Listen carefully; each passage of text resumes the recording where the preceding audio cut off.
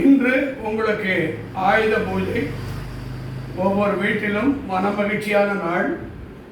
தாய் எப்படி நமக்கு பெற்றெடுத்து நமக்கு வாழ்வு கொடுத்தாளோ அதுபோல் உயிர் கொடுத்தவள் பத்ரகாளி அம்மன். பத்ரகாளி அம்மனுடைய அவதாரம் மகாலட்சுமி. மகாலட்சுமியினுடைய ஒரு அவதாரம் சரஸ்வதி. ஆக 3 சக்திகளுக்கு தான் 9 நாட்கள் நவராத்திரி விழா.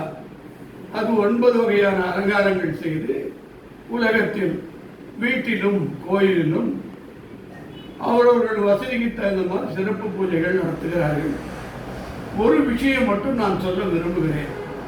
இந்த ஆயுத பூஜை என்பது வீடு சுத்தமாக இருப்பதற்கு மட்டுமல்ல, மனம் சுத்தமாக இருக்க வேண்டும், கோயில் சுத்தமாக இருக்க வேண்டும், மனம் சுத்தத்தோடு உள்ளமும் சுத்தமாக இருக்க வேண்டும்.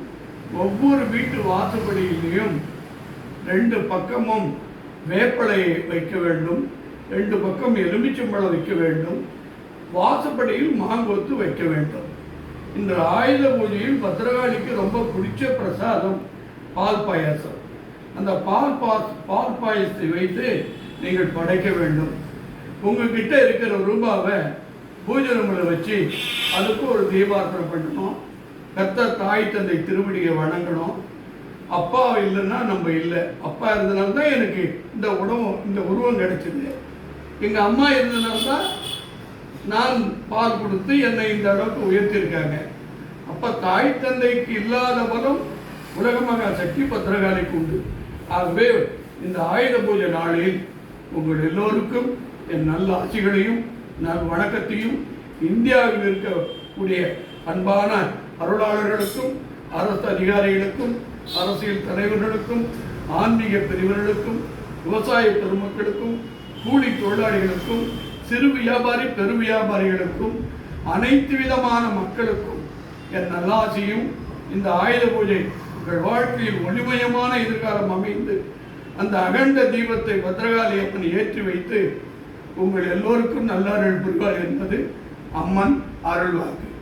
இதுதான் நான் 40 வருடத்துக்கு முன்பு எனக்கு கிடைத்தது.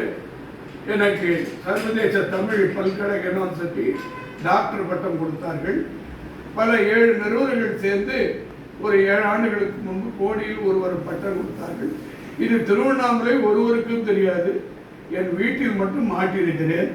இது என்னுடைய லைப்ரரி, இது நான் வாழும் வீடு. ஆகவே இந்த நல்ல நாளில் உங்களை வணங்குகிறேன், உங்களை பார்ப்பதில் மகிழ்ச்சி அடைகிறேன். இனிமேல் வெள்ளிக்கிழமை ராகுகாலம் பூஜை இல்லை. ஞாயிற்றுக்கிழமை சரியாக திருவண்ணாமலை கிரிவல பாதையில் 5 மணி அளவில் நவசக்தி நவலிங்கம் வள்ளலார் பீடம் அருள்மணி சாமி இடத்தில் அவசியம் வர வேண்டும். அனைத்து விதமான பிரச்சனைகளையும் தீர்க்கப்படும். கட்டணம் கிடையாது. உங்கள் எல்லோருக்கும் என் நல்லாட்சிகள் வேண்டும். பல்லாண்டு பல்லாயிரத்தாண்டு அண்ணாமலை மலை போல திருக்கடையூர் அபிராமி 16 செல்வம் பெற்று ஒவ்வொரு குடும்பமும் வாழ நான் பரிபூர்ணமாக வாழ்த்துறேன்.